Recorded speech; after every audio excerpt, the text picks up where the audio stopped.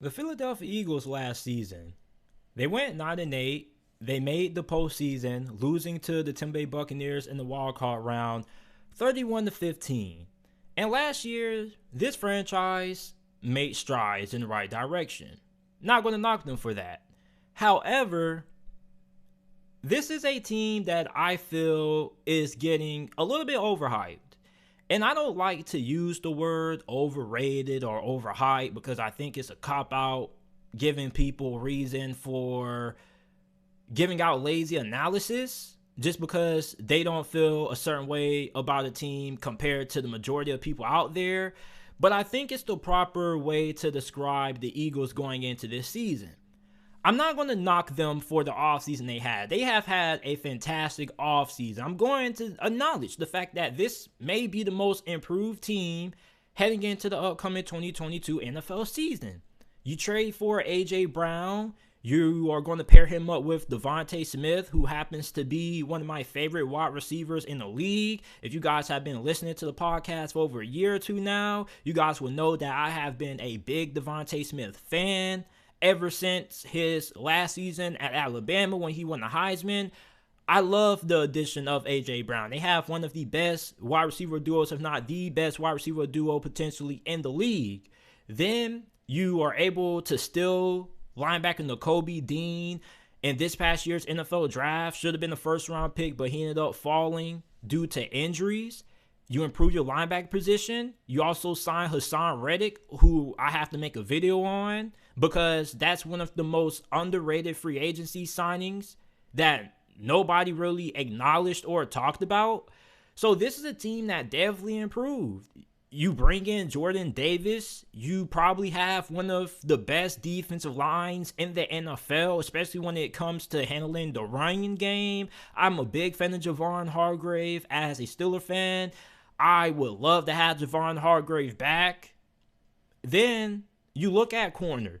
You sign James Bradberry, which James Bradberry, I don't really know how good he's going to be with Philadelphia because he wasn't that great last year with the New York Giants. But let's just be optimistic before I get pessimistic in a couple of seconds. I think James Bradberry could end up having a really good season with Philadelphia. You have Darius Slay, who was playing at an all-pro level last year. We talk about top 5 corners. Darius Slay should definitely be in that conversation. And when I bring him up as a top 5 cornerback to my friends, they kind of give me the eyebrow. Darius Slay? I mean, yeah, as a matter of fact, I was kind of making a quiet argument about why he should be in the conversation for Defensive Player of the Year. The dude made plays. Scored a couple of defensive touchdowns as well. So your secondary definitely has improved, even though that you do have a hole at the other safety spot alongside of Anthony Harris. This defense is going to be really good, especially in the trenches. And then you look at how good this team is on the offensive line. This is one of the best offensive lines in the league. So this is a very talented football team.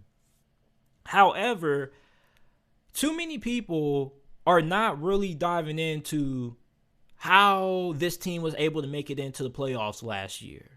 And you may be saying, JT, this is a new year. What does last year have anything to do? Let me give you guys my argument. The Eagles were 9-8 last season, right? They were 1-7 against teams with a record of 500 or better. And I'm not even including their playoff loss against the Tampa Bay Buccaneers. And in those losses, they had a combined point differential of 11.8. That means they were losing games against teams 500 or better by at least 2 possessions. The only team that they beat that had a 500 record or better were the New Orleans Saints. So what that tells me is that, first of all, I don't know just how good of a coach Nick Sirianni is. I don't know how good he is at making adjustments. I don't really know how good he is at being able to game plan because this team beat up on the worst teams in the league. Then Jalen Hurts. Jalen Hurts looked really good at moments. But against some of the best teams in the league, this passing game was really awful. Really awful. And I'm a big Jalen Hurts fan. As a matter of fact, I think he can end up being the franchise guy at quarterback for Philadelphia. However, we don't really know how much he's going to develop as a passer. And even if he does develop as a passer, is he going to develop good enough to win and the playoffs? Because when you get to the playoffs, it doesn't matter how athletic you are and how good you are when it comes to being able to run the football as a quarterback. You have to be able to still dominate from inside the pocket. Why do you think Lamar Jackson gets so much criticism for his postseason play? Because he struggles being able to throw outside the numbers. Same thing with Jalen Hurts. And I'm not saying that he won't improve. It's just that, is he going to improve enough to be able to win you playoff games inside the pocket? I don't know. Jalen Hurts, for all we know, may never develop to that point where he can consistently dominate from inside the pocket. And that's okay. But the question is, are the Eagles going to be able to have a system in place that's going to allow them to make a deep playoff run? Because you're not going to be able to win too many playoff games having the same performance in the postseason that you did against Tampa Bay. And I understand that the wide receiver position improved. But at the same time, we also have to acknowledge that the fact that it doesn't matter how good of a wide receiver core you have if your quarterback is inept at being able to get them the ball. DeVonta Smith, let's call a spade, was held back by Jalen Hurts in certain moments. DeVonta Smith should have had just as good as a rookie season as Jamar Chase. He's a better wide receiver than Jamar Chase, in my opinion, when it comes to route running, just the total overall package. And that's a debate for another day. So for me, this Eagles team has a lot to prove. And many people are giving this team 12, 13 wins. Some people are picking them to win this division, which I wouldn't be opposed to because we already know what happens with the Dallas Cowboys. They're inconsistent from year to year. They don't really handle expectations all that well. But for the Philadelphia Eagles, I have legitimate concerns about Nick Sirianni and Jalen Hurts. I don't know how good of a head coach Nick Sirianni is, because when he's been matched up against some of the best teams in the NFL, it's been a dog. It's been a whitewash. You get what I'm saying? And when Jalen Hurts has been matched up against some of the best defenses in the league, he hasn't delivered as a passer. And you still have to be able to win from inside the pocket. It doesn't matter how good you are with your legs, because eventually it's going to come a time where you have to be able to engineer a game-winning drive by strictly throwing the football. And even if you do have good wide receivers, you still have to be able to get them the ball. There were many times last year where Jalen Hurts held back DeVonta Smith because he wasn't able to get them the ball. And when this offense was bad, it was bad. Really bad.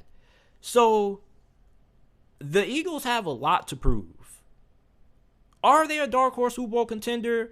Many people have different definitions of a dark horse Super Bowl contender. Dark horse Super Bowl contender is similar to what Cincinnati did last season. They are a team that people may not pick to win the division, and a team that many people probably could see get into the postseason, but not having a deep playoff run. They are a sleeper Super Bowl team, pretty much. They have the talent. It's just that you don't know if it's going to come together. So for me, I have a lot of reservations about the Philadelphia Eagles. I'm not saying that they're not going to make it to the playoffs, because I do believe that they can make it to the playoffs. All I'm saying is that I don't think this team is going to be as good as what people think. Because against good teams last season, they got outcoached and they looked outmatched. And even if you do have talent, it doesn't matter how good of a team you have if your coach isn't able to put you in the proper situations to have success. Jason Garrett always had talent with the Dallas Cowboys, and yet, more times than not, they underperformed. They didn't achieve. They weren't able to live up to expectations because a good head coach is able to elevate the players on his team. And an average head coach, such as Jason Garrett, he may be able to get you to the postseason, but as soon as you get to the playoffs, you're going to end up getting bounced right out because he's inept at making adjustments. And too many times last season, I didn't really see Philadelphia trying to make adjustments. Or maybe they tried to make adjustments and it just didn't work out. It's just, I want to put pause to many people who are saying that Philadelphia is going to end up winning 12 plus games or even more than 10 games. And for people who are saying this is a Super Bowl dark horse, I understand. Because if Jalen Hurts develops as a passer and he does end up becoming a really effective passer from inside of the pocket, okay. One thing checked off the list. If Nick Sirianni ends up being a good head coach and he's able to make adjustments and actually be able to not get out coached by the opposing head coaches that he's matched up against on good teams, okay, check mark. Philadelphia most definitely could make a deep playoff run. But until I see more from Jalen Hurts and Nick Sirianni against good teams, I just can't really get behind the hype that everybody has for the Philadelphia Eagles. I just can't.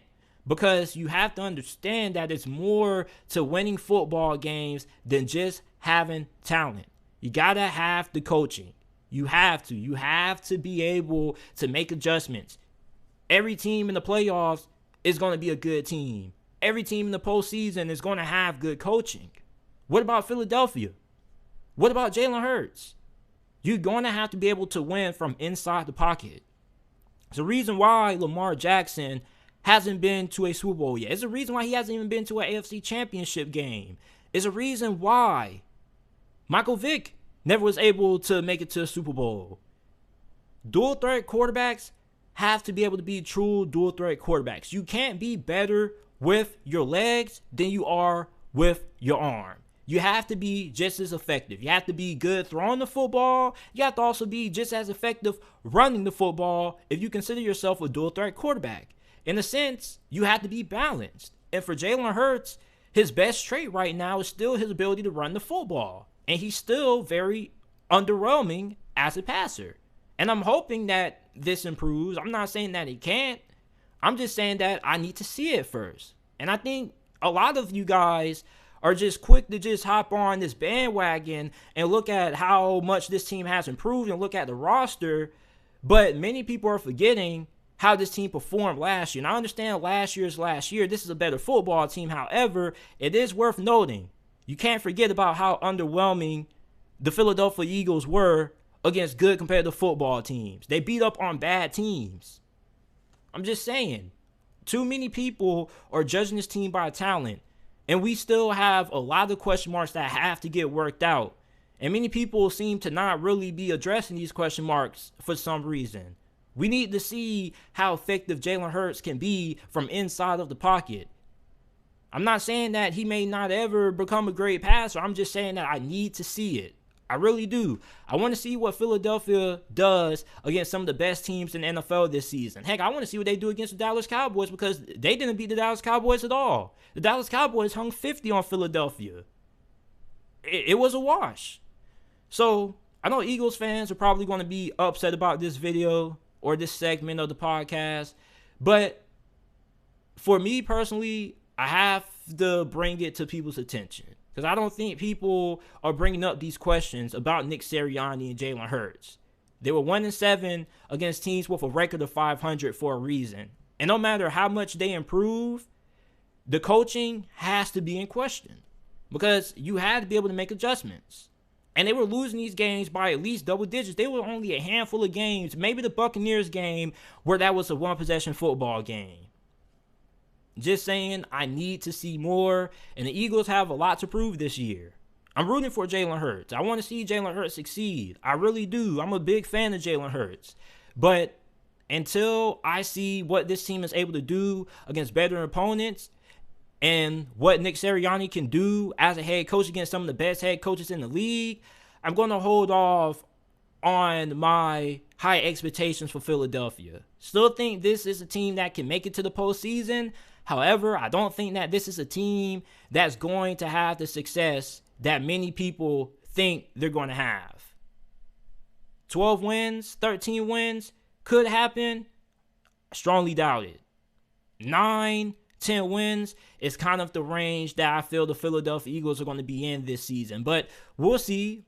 I don't have no problem being wrong. I don't have no problem coming back on here and saying that I'm wrong. I said it last year when Philadelphia made it to the postseason. I was wrong. I had them being one of the worst teams in the league. And I could definitely be wrong again. But you guys let me know. Do you guys feel the same way about Philadelphia that I do?